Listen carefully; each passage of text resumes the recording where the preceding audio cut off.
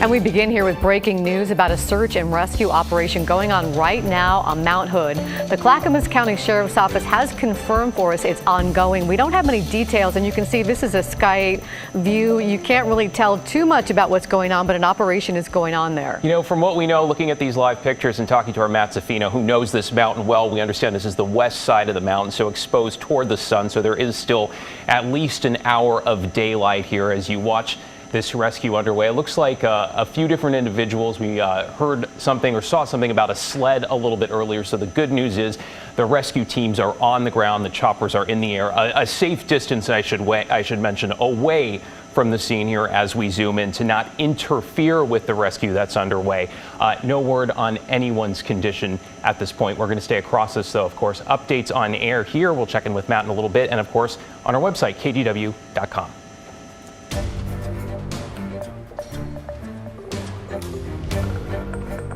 I just left my home to nowhere. I have no plan. I just wanted to save my child.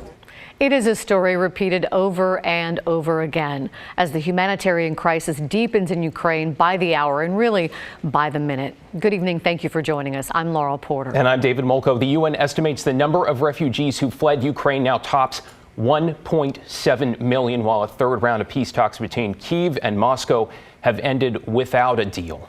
Delegates for Russia and Ukraine continue to discuss plans to get people out of cities after two ceasefires failed over the weekend. In Washington, D.C., President Biden is meeting with European allies as Secretary of State Anthony Blinken meets with NATO allies close with Russia. Meanwhile, there is a bigger push from lawmakers to ban Russian oil imports, and that is expected to cause record high gas prices to climb even higher. And let's also update you on what's happening locally here with tens of thousands of people who have family ties to Ukraine in our area. There is a new way people in Oregon and Washington and beyond really are getting money into Ukraine. So bear with me here. Airbnb bookings in Ukraine, they are flourishing given the circumstances, given the war. But here's the thing. People making reservations do not intend to actually check in. The idea, knowing the money's going directly to someone who's in the country. So far, people around the world have contributed about $2 million to Ukrainians through Airbnb, and that includes people sparked by the idea on social media right here in the Portland area. And so I logged into my Airbnb and I booked a unit that's being rented by an individual, not a company. And I messaged and I said, look, I'm not going to stay there. I want to be able to donate the money. And she said, are you sure? And I said, well, yeah, like this is how I can give directly right now. You know, just hoping there's an easy way for folks on the other end to withdraw the money they need. By the way, Airbnb says it's waiving all its service fees in Ukraine. The company also offering free short-term housing for up to 100,000 Ukrainian refugees. Gun violence continues to plague the city of Roses, and police are asking for your help to catch the person involved with an incident last night. Officers were called to Northeast 33rd Avenue between Columbia Boulevard and Lombard around 9:50 last night. When they got there, police found a victim had been shot several times. The suspect ran off and he's still on the run. Authorities say the victim was awake and breathing when they were loaded into an ambulance, but no word on their condition today. If you know anything about this, you're asked to contact Portland Police. A lot of news tonight. We are just days away from Oregon and Washington lifting their indoor mask mandates. And while all of us are eager to breathe some fresh air, who isn't? Where and when you're going to mask up might still feel like a little bit of a work in progress here. Okay, let's bring in Bryant Clerkley now, live in Northwest Portland. Good to see you, Bryant. You've been checking in with local businesses on what they're thinking, both for employees and customers. That's right. Hey, David, some businesses are ready to get rid of the mask mandate. They are tired of telling people to put their masks on or sort of policing it. And then some businesses think that this is a little bit premature and they're going to be a little bit more cautious. We've been doing a lot of policing of the masks. It's work. It's a situation where rather than welcoming customers into the store and making it a fun experience, we have to make sure they're wearing the mask correctly. After almost 2 years of requiring masks indoors, Oregon's mask mandate will be lifted this weekend. Dina Hughes is the store manager of Kiehl's on Northwest 23rd. It's a store that specializes in skin care. Come Saturday, masks will be optional inside her store, and she's looking forward to it. A lot of my team has already decided they're going to continue to wear masks. We work with the public. There's obviously some benefits to sort of keeping ourselves safe and not sort of spreading all the germs. But when it comes to the customers walking in, it is their choice then. We don't have to police it. At Patola Imports on Hawthorne Street, the owner says he's going to require his customers to wear masks a bit longer. I'm thinking I will do one more week. Because I'm myself, a little bit age. I'm 70-year-old, So it's easy to infect, you know that, right? So I will do one more week. Other businesses we spoke with said they're still deciding if they want to drop the mask requirements inside their stores. They're not sure yet. Some residents we spoke with say they will be cautious as well. I think I'm going to keep the mask handy. I haven't had a cold or allergies for the last 2 years. I'm going to keep it outside. I'm going to do away with it, of course. And those masks will still come in handy in healthcare settings or on airplanes and in places like public transportation. Laurel, David? So less like an on-off switch, Bryant, more like a dimmer in some spots as we find our way through this together. Thank you, Bryant. Appreciate that. And with mask mandates being lifted and spring break right around the corner, more people are choosing to get vaccinated. And if you're looking for a shot, you are in luck. There's a walk-in vaccine clinic happening right now at the Moda Center, and KGW's Mike Benner has been at the Moda Center for us all afternoon. Hey, Mike. Yeah, hey there, Laurel. This walk-in vaccine clinic is being put on by Moda Health, the Trailblazers, OHSU, and Multnomah County. It started at 3 o'clock and runs until 7 o'clock tonight. Now, anyone 5 and older can come out for a shot, and tell you what, there's no better time than right now. That's because spring break is right around the corner. Most importantly, you'll want some protection against the virus, but also so many places you might go for spring break will require proof of vaccination.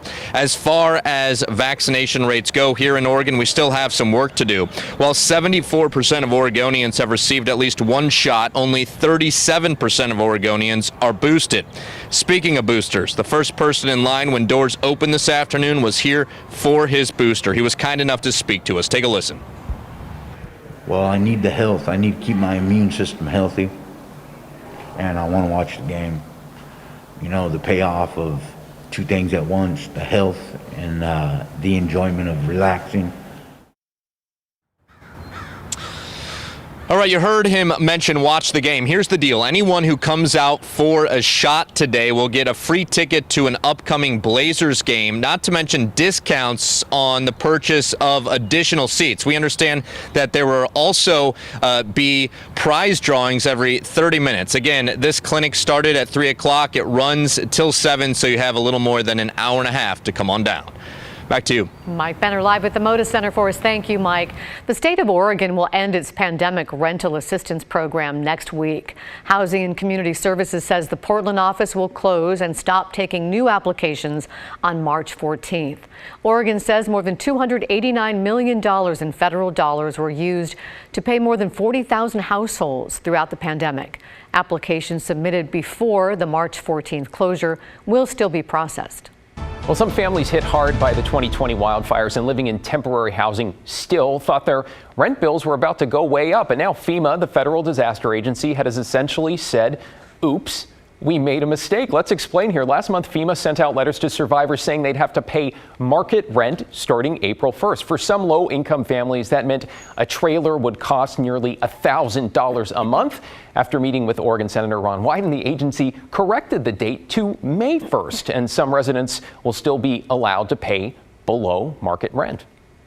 The Oregon Attorney General's office says the state will receive $426 million after 2 large settlements between U.S. states, OxyContin maker Purdue Pharma, the Sackler family, drug distributors, and 1 drug manufacturer. On Thursday, members of the billionaire Sackler family and their company, Purdue Pharma, reached a deal with states that resisted the company's or reset the company's bankruptcy plan. That will deliver $6 billion nationally, and $97 million of that will be coming to to Oregon. Then on Friday, a $26 billion settlement was approved between states, 3 opioid distributors, and drug manufacturer Johnson & Johnson. Oregon will get $329 million from that, so a lot of money. More than 1 million people have died from opioid overdoses since 1999. You have to remember the toll there. Okay, it is the strange saga that seems to keep evolving, and now 2 more Portland police officers are facing disciplinary measures. This is in connection with a leak to reporters about City Commissioner Joanne Hardesty. Okay, let's back up here to March of last year. That is when a hit-and-run victim reported the person that struck them looked like Hardesty. Those details were sent out to media even after Hardesty had been ruled out as a suspect. Last week, we reported Brian Hunziker, former head of the police union, was fired for his role in the leak. And back to today, the update documents show Officer Ken Lee was given a letter of reprimand. Officer Carrie Ottoman, a suspension without pay, single-day suspension there. Hardesty, by the way, suing the police bureau for $5 million. The Lincoln City Police Department is introducing the community to its newest officer. This is K-9 Unit Nix and her partner, Officer Cody Snidow. Nix has spent the past 3 years with the Lincoln County Sheriff's Office and joined Lincoln City in January of this year. The K-9 was transferred with no cost to the city after LCPD found itself without a K-9 handler. Nix and his partner successfully completed their training and are now ready to fight crime together.